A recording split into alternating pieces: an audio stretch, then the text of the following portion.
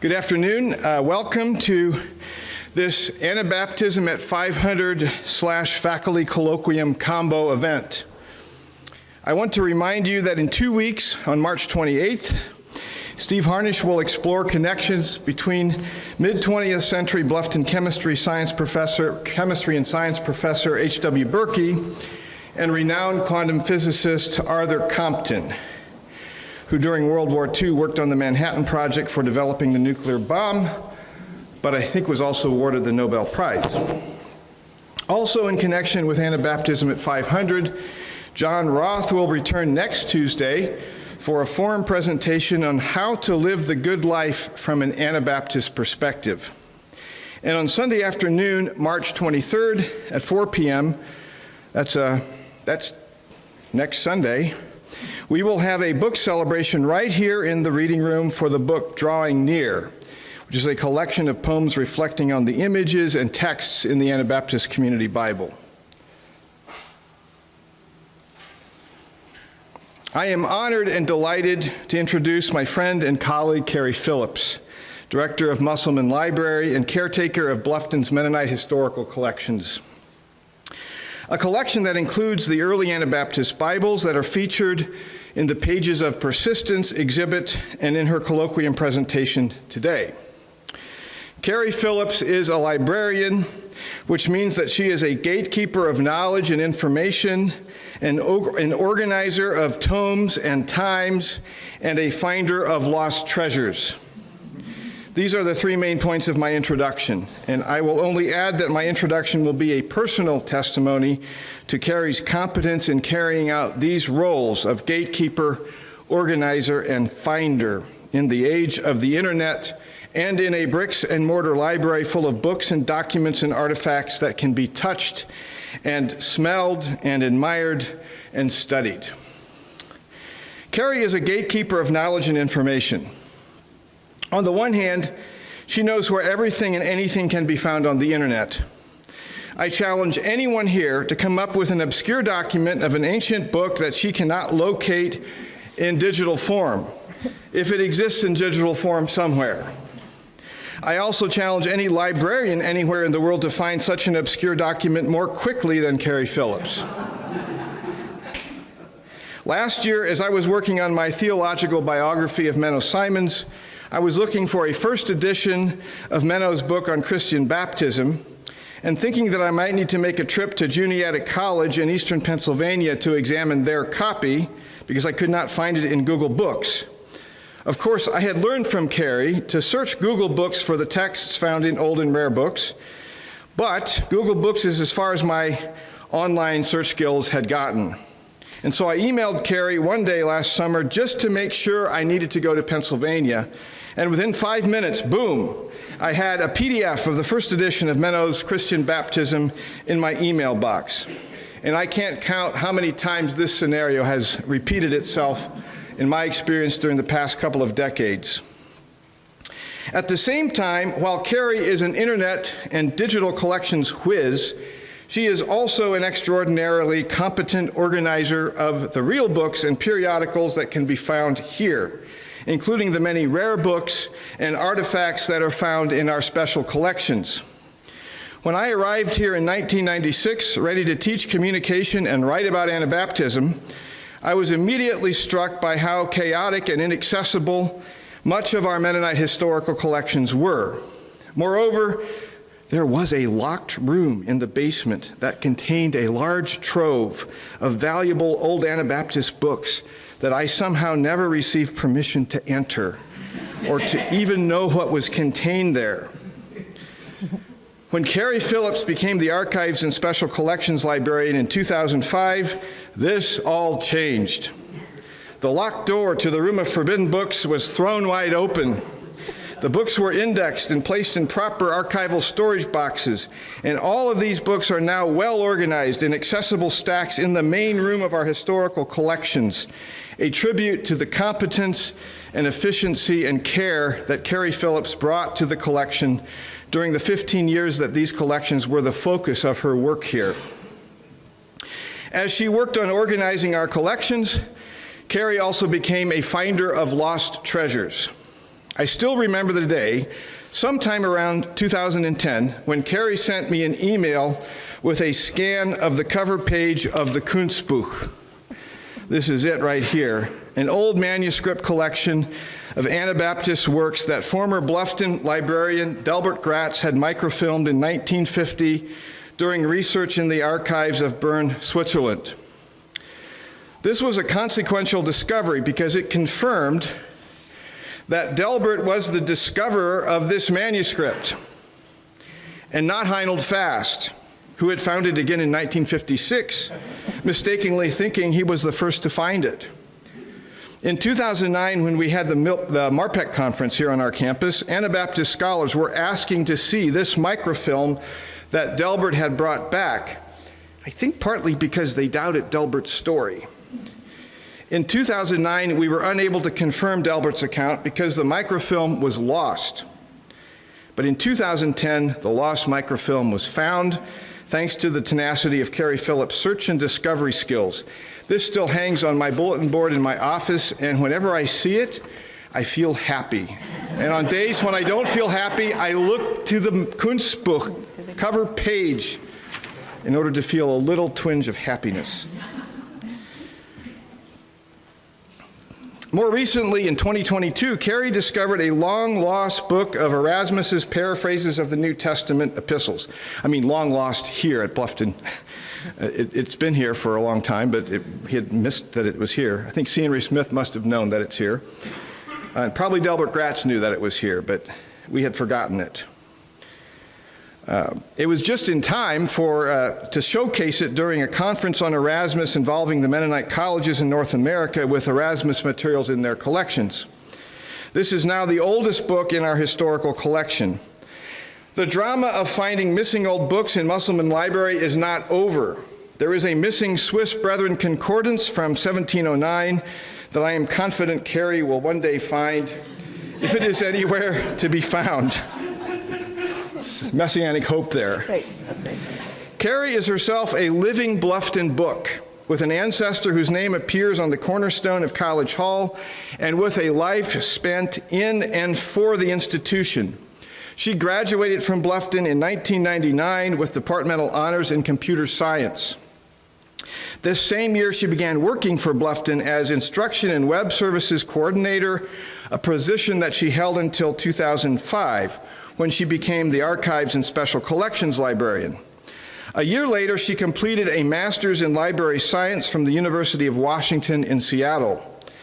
Since then, she has taught courses in Bluffton's MBA program and shared her expertise in dozens of presentations at professional conferences and meetings connected with either library science or Anabaptist history. In 2020, Carrie was appointed Director of Musselman Library, the position she currently holds. Carrie Phillips' persistent, careful, and competent commitment to the well-being of Bluffton University and to all of its ancient and living treasures is a great inspiration to me, a model of love and fidelity from which I draw strength on days of discouragement. I know that this experience is true not just for me, but for so many students and colleagues and friends who are the recipients of Carrie's hospitality and attention. The title of her colloquium today is Pages of Persistence, Examining Early Anabaptist Bibles in the Mennonite Historical Collections. Let's welcome Carrie to her reading room.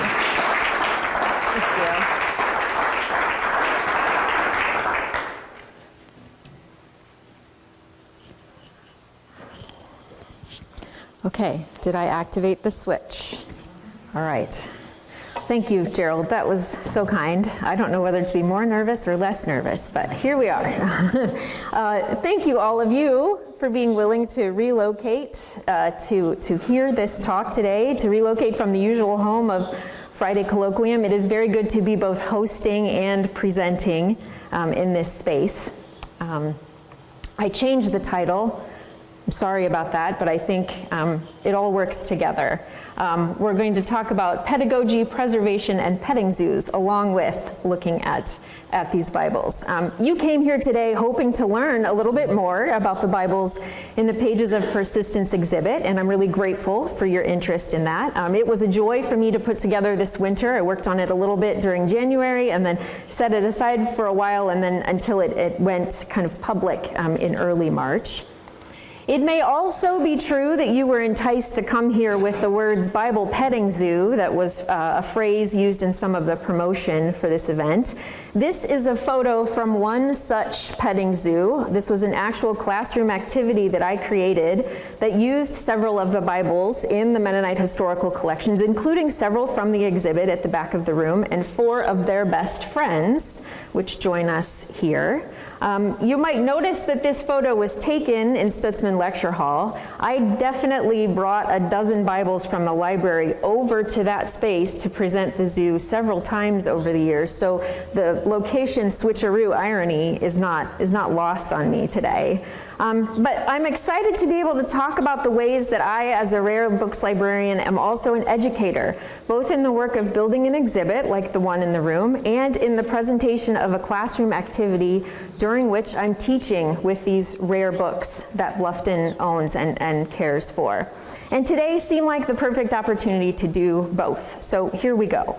In order to have a Bible petting zoo, I need some students. So I have 4 of the archival roommates of the exhibit Bibles here, and I'm wondering if I could have between 4 and 8 volunteers from those of you sitting here. This is very low stakes. It's very introvert friendly. It's something I might even volunteer for if I was in the room. Okay, Paul, that's great. It requires 3 things. Let me say what it requires. It requires your curiosity, number 1. It also requires your willingness to put your coffee and your cookies down for a little while, because I can't have them up here with the Bibles. And you also need to leave for just a little bit and go to the back of the floor and wash your hands with soap and water. So if you're willing to do that, go ahead and proceed. And maybe I could have a couple of others too. Okay, Tom and Sue, great. You guys can work together. Steve, sounds good. Can I have at least one other person? Gail? Okay, great. So while they do that, thank you all. I'm going to tell you a little bit more about how the traveling rare Bible petting zoo became a thing. Back in fall semester of 2016, I was approached by Jackie Wise Rhodes, the faculty member teaching 2 large sections, about 40 students each, of a required general education course titled Introduction to Biblical Worldview. She explained to me that as she was teaching the course, she examined the Bible with the students through 4 lenses: biblical studies, ethics, theology, and spirituality. And while the concept of a canon was part of the curriculum, with content to help the students understand how the contents of the Bible came to be assembled as they are, the course didn't explicitly include content addressing the Bible as an artifact or how its physical components came together. And she wondered if I could create some kind of lesson that would fill this curricular gap using Bibles from the special collections. She also asked if I could do it on a day when she needed a guest lecturer. She had to be away for a conference. Excuse me, I'm going to take a drink of water.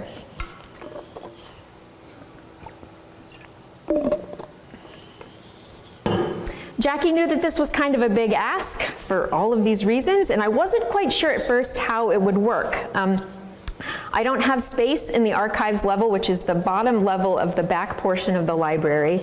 I don't have space there for 40 students, so I would need to travel. Jackie wondered if some kind of show and tell would be possible with this, and I really wanted to lean into the discovery portion of Bluffton's 4 enduring values of discovery, community, respect, and service, but I wasn't sure how much discovery we could really achieve if I was just standing here and holding up a Bible or showing it on a screen. Now, I'm going to do that for all of you today, but for that experience, I wasn't really sure how it would work. Okay, as you're coming back, just choose a table to sit at. Thank you. Okay, and then I will give you instructions in just a moment. I lost my place, sorry. But I couldn't just turn them loose for 50 minutes to explore these Bibles freely and turn the pages without some careful instruction. At one point when I was doing the petting zoo, a student actually walked in with a bowl of oatmeal. Had just come from Marbeck from breakfast. I think it was an 8 a.m. class section, and was sitting there eating oatmeal. While I was doing my introductory business, he finished, he put the oatmeal bowl away, and everything was fine. He washed his hands, we were all good, but I was not expecting that.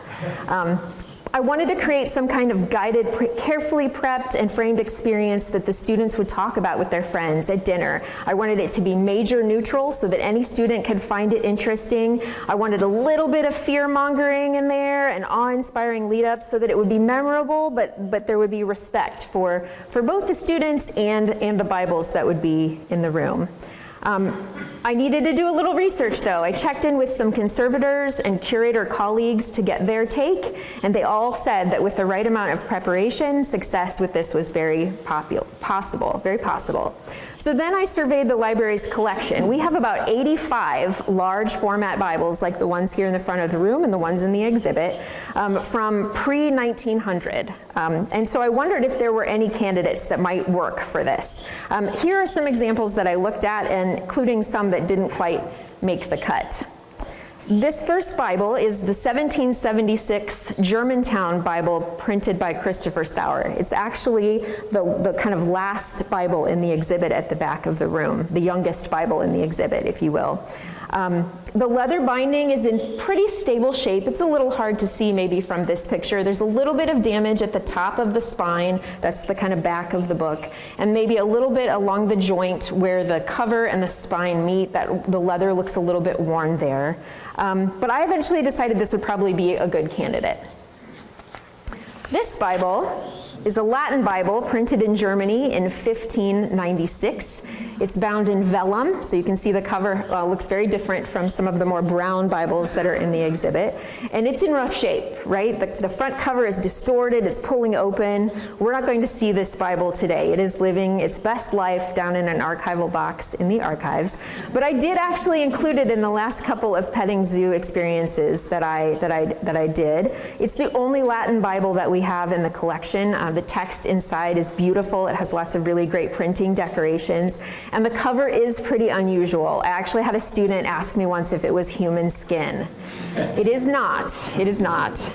But that was a funny moment. So I did include it, but then I stopped. This Bible, this is a 1744 Strasbourg Bible, the same edition of the Bible as the one at the back of the exhibit behind us. And it is clearly in very bad shape, right? The cover is completely off and the spine is laying open. The pages are all wonky. The title page is only kind of half there. But fortunately for Bluffton, I have 11 other copies of this particular Bible. A bit of notoriety for Bluffton is that we have the largest collection of 1744 Strasbourg Bibles known anywhere in the world. So woohoo, we are famous. And this one is very important to the Bible traditions of Swiss Mennonites, the people that settled the area near Bluffton, Ohio. And some of those 12 copies have local family connections, including the one that's in the exhibit. So I did not include this Bible, but I did include one of the others. And then Stutzman Lecture Hall is actually a challenge. The desktop surfaces in this classroom are really, they're not very deep. They're pretty shallow. But after looking at alternative spaces, I didn't really find options for 40 students and decided I just needed to make it work. So I worked with the students and put them in small groups and had one student come around and stand in front so that they could help guard against gravity and making sure that the Bible stayed put on the desktops. I brought everything along that we needed, the Bibles, of course. I brought pencils, worksheets, cradle cushions, other visual aids, the things that our friends here are seeing on the tables in the front of the room. That way we could isolate the students' belongings and their oatmeal away from the Bibles. We put everything under chairs or off to the side, and then I gave them a lesson in proper care and handling and told them exactly what they needed to do when. So I loaded up a cart. I was anticipating all the risks that I could, and we decided to go for it. Okay, so now everyone is back from washing their hands. Thank you. I want to say a bit about why I asked you to wash your hands instead of giving you gloves. someone always asks me this question, why don't we wear gloves? Shouldn't we wear gloves? We need to protect these old books. Gloves reduce your tactile sensitivity, right? If you're wearing something, a layer between your skin and the thing that you're touching, you are less likely to know by feel if you don't have an appropriate grip on something that you're handling.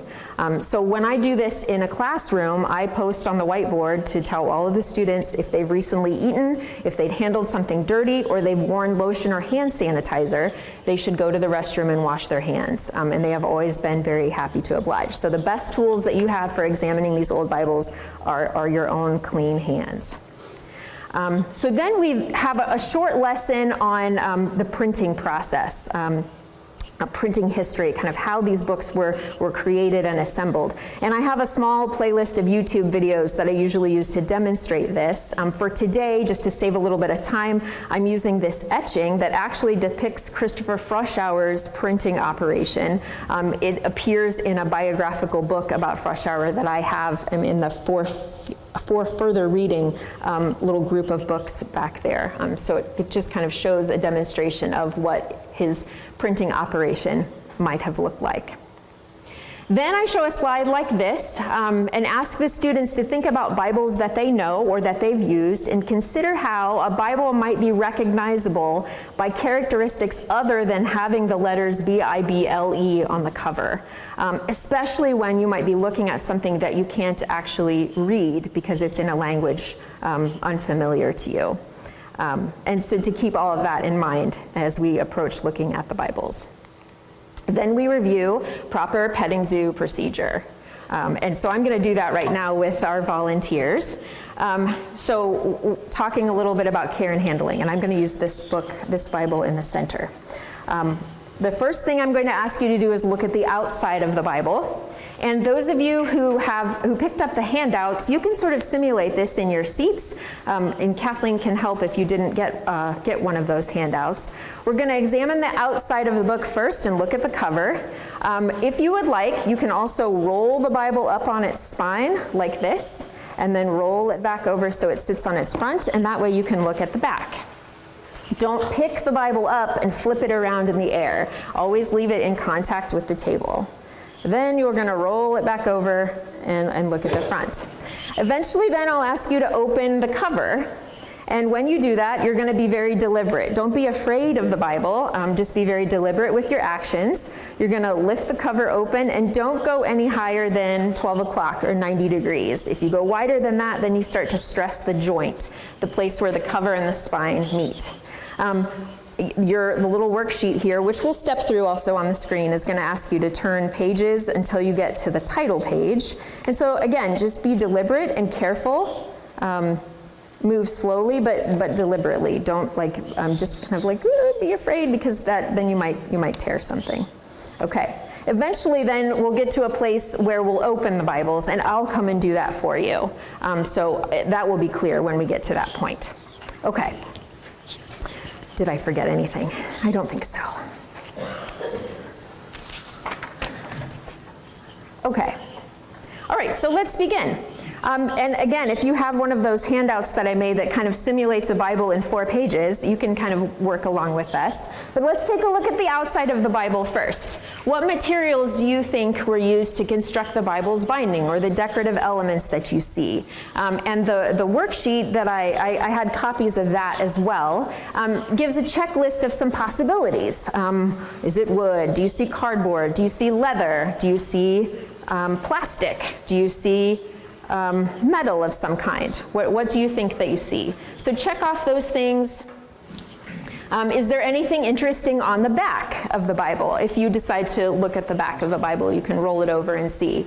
And at this point, I always ask the students to take a guess as to how old they think the Bible is that they're looking at, based on whatever clues you think you see as you're examining the Bible. Either guess a year or guess an age. Either is fine. So I'll show some pictures up here on the screen, but these are also reproduced in those handouts. So here's one of the Bibles. It's the one over here that Paul is looking at. The front cover is on the left and the back cover is on the right. And it might be a little hard to see, but there's a diamond in the center with the letters V and B. And then on the back, there's another diamond with with the numbers 17 and 72. Here is a very different looking Bible. This is the one that Gail is looking at. Again, front cover on the left and back cover on the right.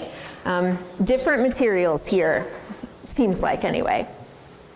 Here's the third Bible. Similar kind of design to the first one with those those square elements in the corners and the diamond in the center. And then here's the fourth Bible. Sorry, that was Tom and Sue here, and then Steve is looking at the one over here. Okay. All right. Okay, now we're going to take a look at the inside front. So this is when you're going to open the front cover of the Bible. Try not to go beyond 90 degrees. And carefully turn pages until you get to something that looks like it might be a title page. Some of you will arrive there earlier than others.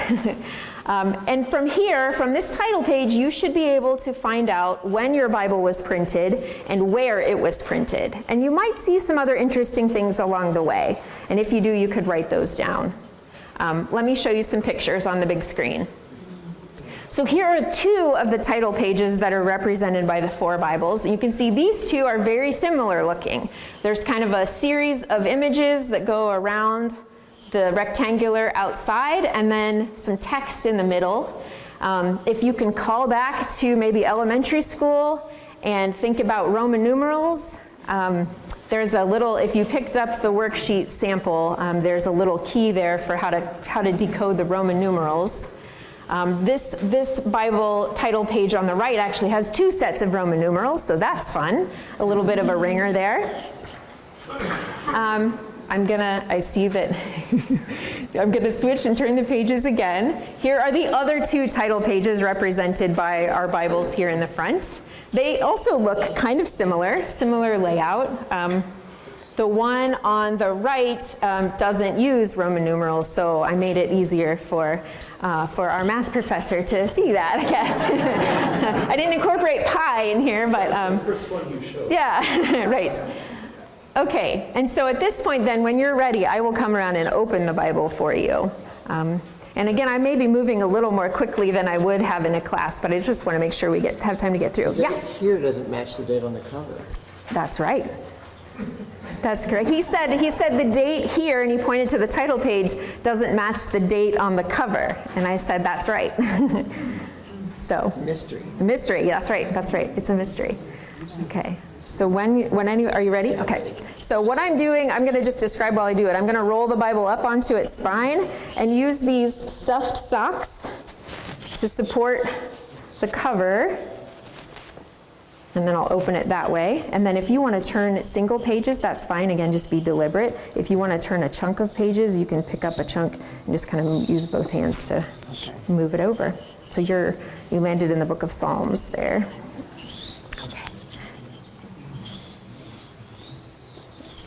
A little closer. Oh my gosh, yeah.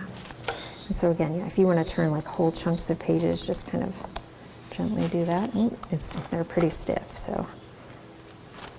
So why is this one 1843? This is 1744. Yeah, that's a good. So the question here is, there's something in this book that says 1843, but the date on the title page is a different number than that, and they're asking why. Yeah, a mystery. Okay, it's a mystery. Okay, we have landed in. We're landed in the apocryphal books, kind of in the middle. And if you want to turn big chunks, you can take sections like this and just move them over, and you can go either direction. Okay. And we have landed in Psalms there. And again, as I told the others, you can just turn chunks, just kind of be slow and deliberate. Yep, that's right. Okay. All right, thank you for your patience. Here are the questions for looking at the interior of the Bible. Can you read this Bible? Can you tell what language you see? And there are things that might make that difficult. Maybe the printing type is a little unusual. What do you recognize? Is there something here that you recognize? It could be the text, it could be the way the text is laid out on the page. That's something that students often say. Are there the page numbers? Okay, all right. Are there pictures or decorative marks or other kinds of decoration in the text that are interesting? What does the paper feel like? This is something that the students really are intrigued by. I'm asking you to kind of carefully, smooth the paper with your with your hands. Feel what a page feels like between your fingers. Does the paper feel the same all the way along the page, or is it slightly thicker in places than others? And is there anything else interesting or surprising that you find? And when I'm doing this with a class of students, I usually spend about 10 minutes in this section and let the students really kind of turn pages and look through and see what they discover. Sometimes they'll find pressed plants, flowers, little keepsakes in between the pages. And as a curator or as a rare books librarian, at least for me anyway, I leave those things there because to me they tell part of the story of the ownership of that Bible. They tell part of that Bible story. You might find little notes or annotations. You might find damage. The Schaffs have just found a page that has a little tear in it. Some stains, right? Maybe water staining, other kinds of damage. The students were always eager to report damage to me. They were like frantically raising their hands. I found something. Yeah. Okay. Oh yeah. Like a little thread or something. Mm-hmm. Yep. Ah, very good. Colorful. Okay. Let me check my notes and just see. Okay. I forgot that I was going to move on to a slide and talk a little bit while these folks explored. I wanted to just give some reflections on the experience of doing the Bible Petting Zoo with this course. I taught it on 9 different dates. I may have done more than one section on a given date, so I say 9 plus, but nine or so iterations of this. And almost every time, the engagement and curiosity from the students was way beyond what I could have ever imagined or expected. They were always just really intrigued by this, very curious. I was surprised at the attendance, though, that somewhere in the telling them that this Bible Petting Zoo experience was happening, and then them coming to class that day, we lost some people. So it always turned out fewer numbers than what Jackie or others told me were going to attend. I was really surprised at how careful the students were. Some of them were even a little bit afraid, like, oh, should I really be handling these things? And the reassurance there was good, but they were always very, very, very careful. Classroom management was sometimes a challenge. It was often just me and then the rest of the students. And so you saw how much time it took for me to do 4 of these, to open them up and give a little bit of instruction. Doing that with a dozen or so took even longer. And so an ideal situation would be to have a second me to come along, or an assistant. And so that would be a change I would want to do.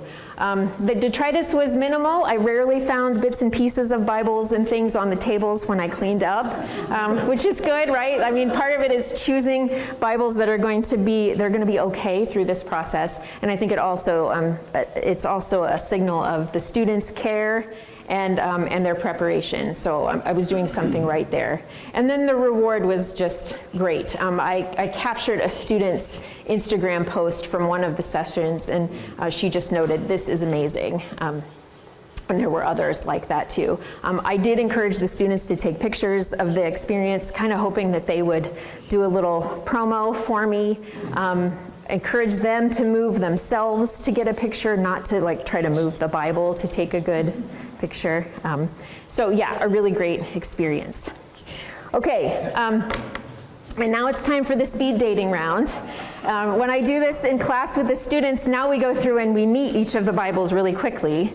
You all can stay put if you would like, or you can return to your coffee and cookies if they are waiting for you. If you stay, I might ask you to say if you found something interesting, but it's up to you if you want to stay or go.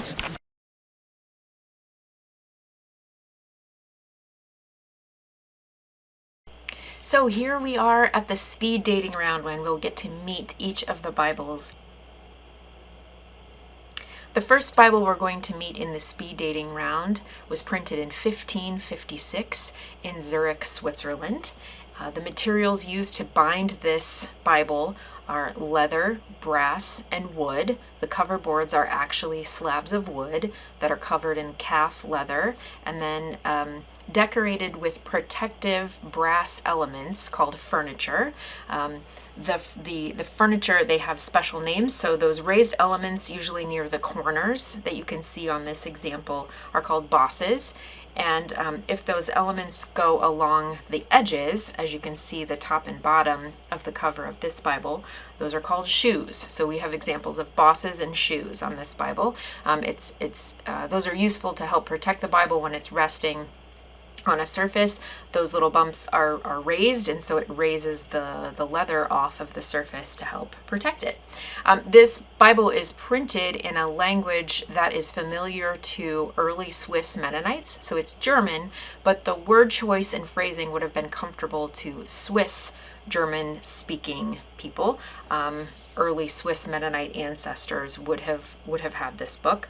And if you think about the Bibles that are in the exhibit, the Bible in the display case was the 1531 first edition of the Zurich Froschauer Bible. The exhibit continued around to the right.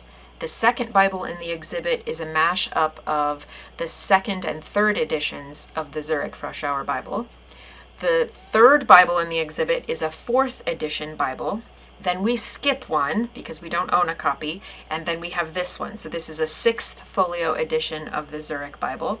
If we would skip a few more editions, actually 3 more, we also own a copy of the 1580 Froschauer Bible. That is not part of the exhibit or the petting zoo today. This Bible was owned by someone named Ulrich Basinger. And so if we think about the kind of, I think it's the Latinization of the U in his name, that's where the V comes from. So VB stands for Ulrich Basinger. Here is a picture showing 2 different title pages from this Bible. The front title page has a beautiful depiction of the creation scene, and then some other pieces of the Genesis story kind of coming around clockwise around the center section, which gives the title of the Bible. And then at the very bottom, we can see printed in Zurich by Christopher Froschauer in the year 1556 in Roman numerals. The image on the right is a second title page that often appears in Froschauer Bibles. If you were to draw a line right before the book of Job in the Old Testament, and in that spot, insert the Apocrypha of the Bible, and then between the Apocrypha and the book of Job, you would place this title page. That's where it would be living if we would turn the pages and go find it in the Bible. So again, wonderful etching illustrations around the center title page that just says it's the second part of the Old Testament. And then we've got the 1556 again in Roman numerals. And the other feature I want to point out on this page is Christopher Froschauer's printer's mark. That's the illustration of the tree in the center there.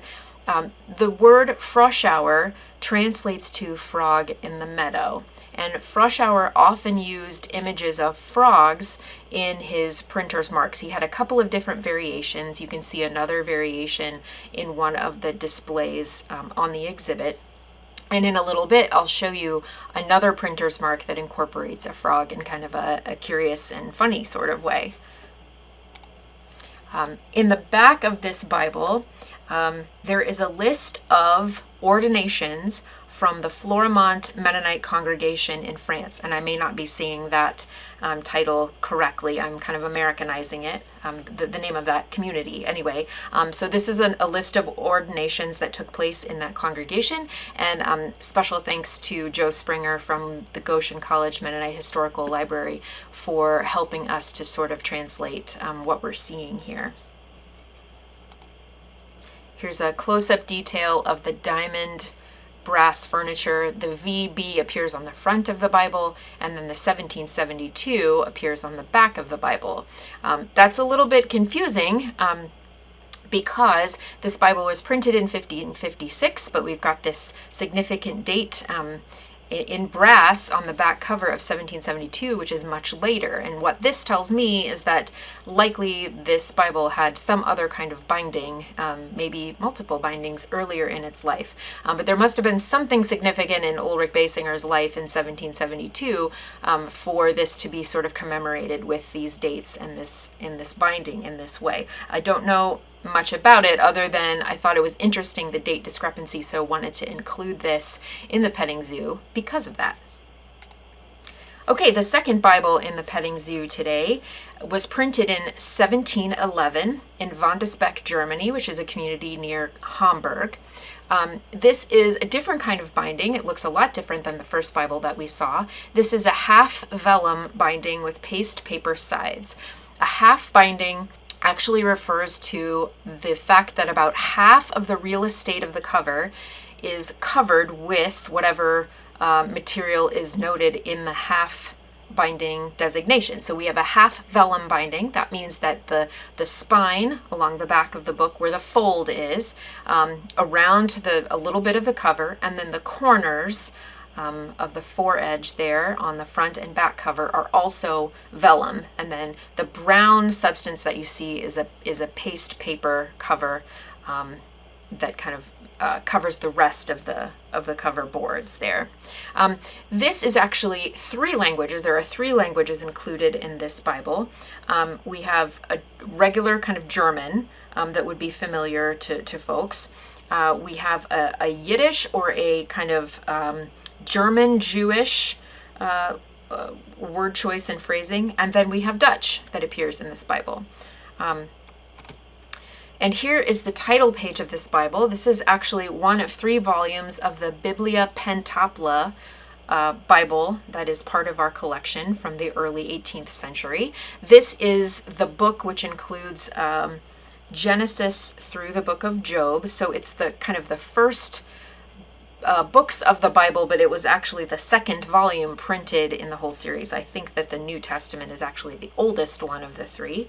And it's pentapla, suggesting 5. And so there are 5 different Bible translations together in one place and kind of listed in parallel. And I'll show another image in a second, which will show you that a little more clearly.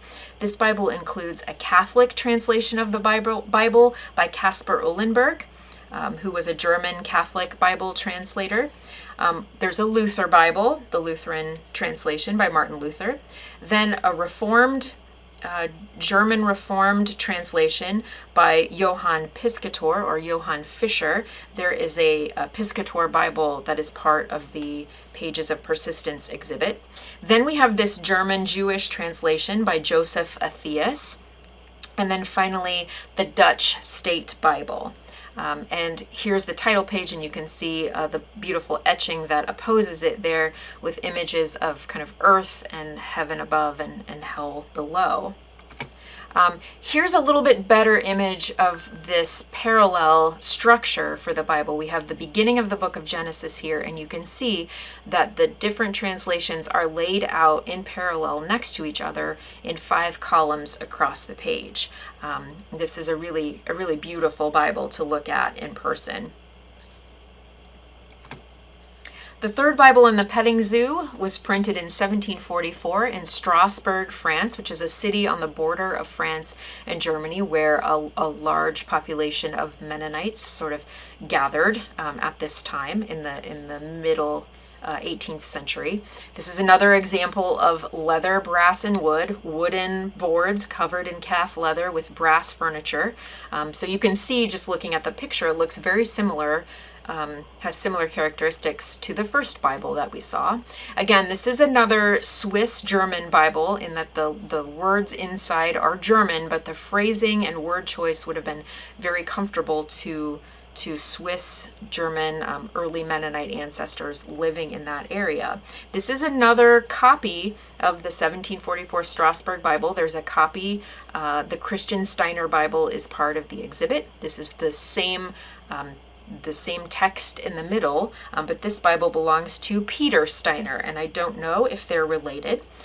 But you can see, again, the title page showing here. This is one of those reprints that was created in 1744 by Simon Kirsner, who was the state printer of the Strasbourg area, and he took the 1536 Froschauer Zurich Bible and kind of made a copy of it, set the type, and reprinted the whole thing in response to a desire of Mennonites in that area to have this Bible again. It was getting hard to find copies of the 1536 edition, which was really beloved by those folks. And you can see on the facing page in this picture a book plate noting Peter Steiner as the owner of this Bible from Wayne County in Ohio in 1843 or 45. I think it's 43 in the image there.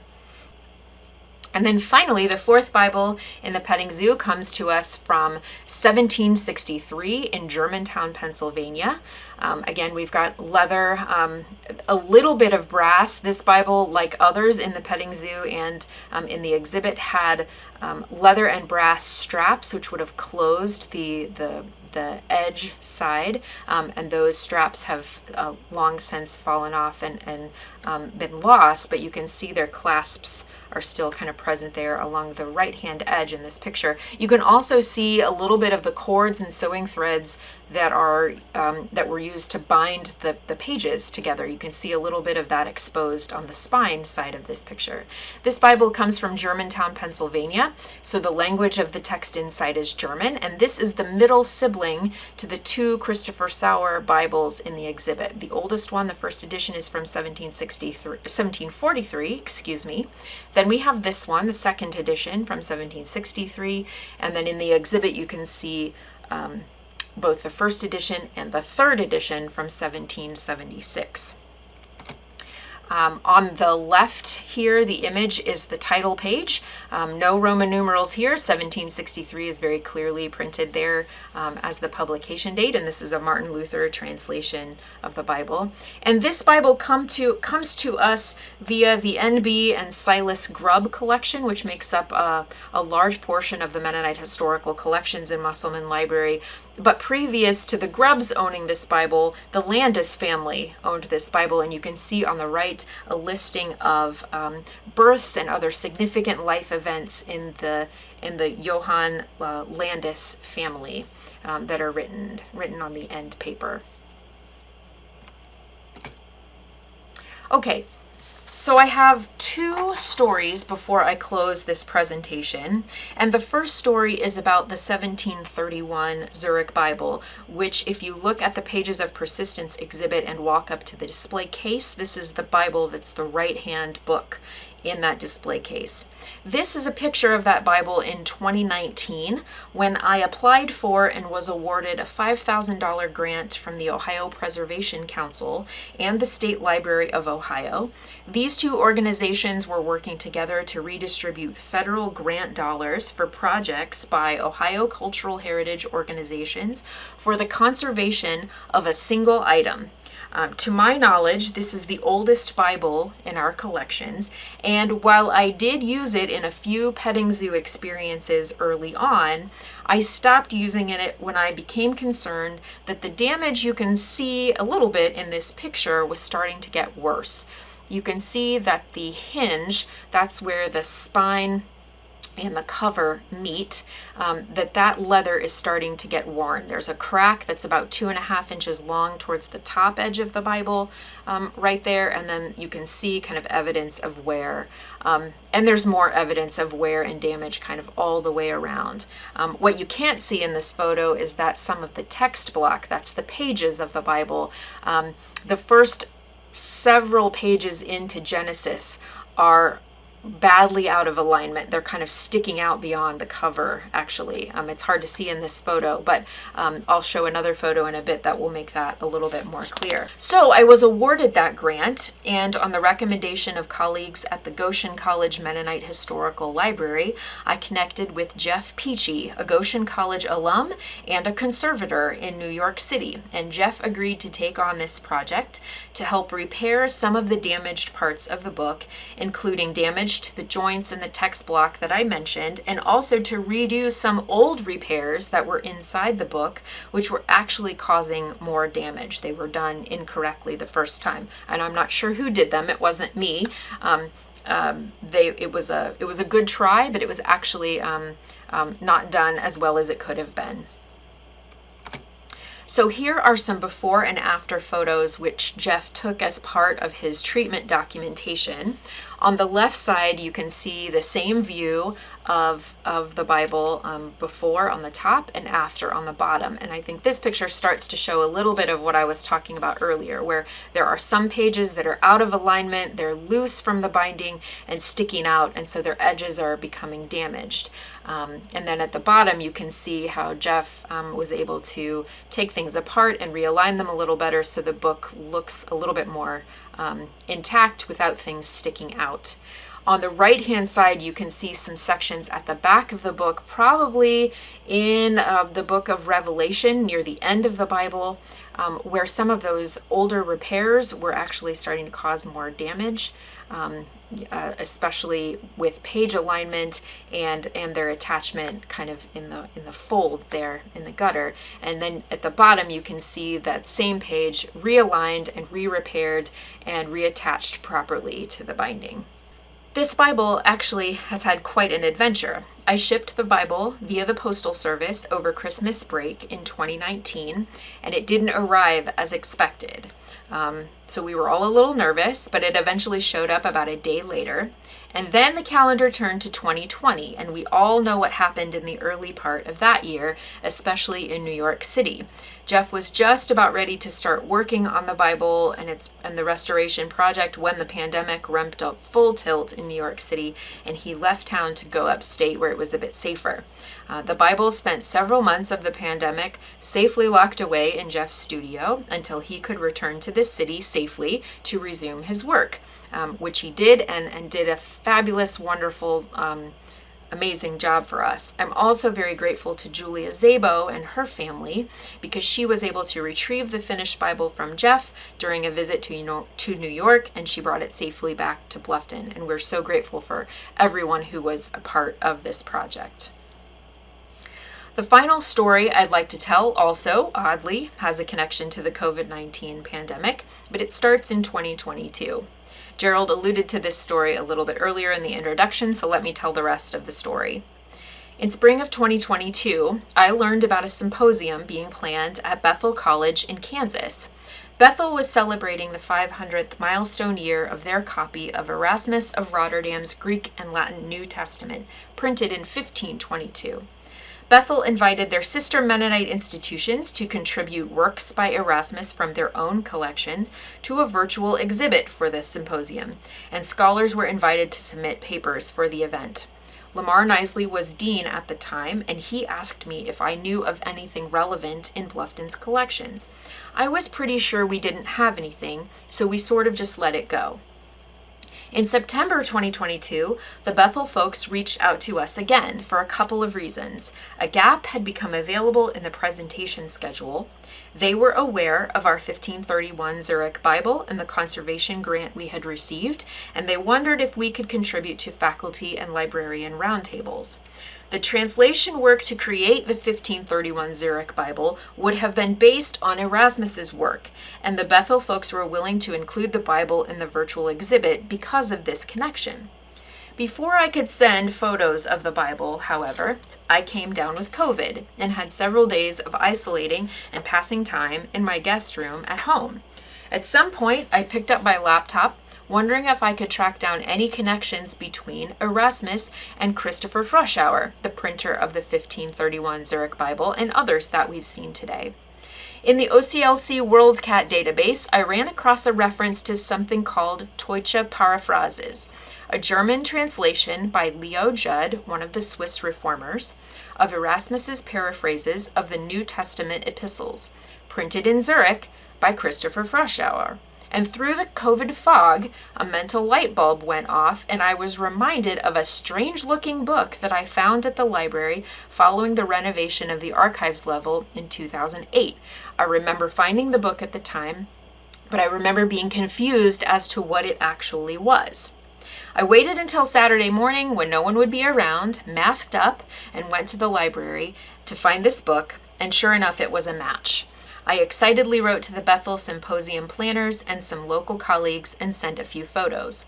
Very quickly, Bluffton was then included as a full participant in the symposium, which took place in November. It became a very fun story to retell, a rare happy story to come out of the pandemic. 2 more images before we close today. Earlier, I showed you an image of a Fresh Hour Bible's title page that had an example of Fresh Hour's printer's mark with a tree and little frogs around it. Again, Fresh Hour often would sort of stamp or mark his publications with some variation of a mark including a tree or a frog because of the translation of his name as Frog in the Meadow.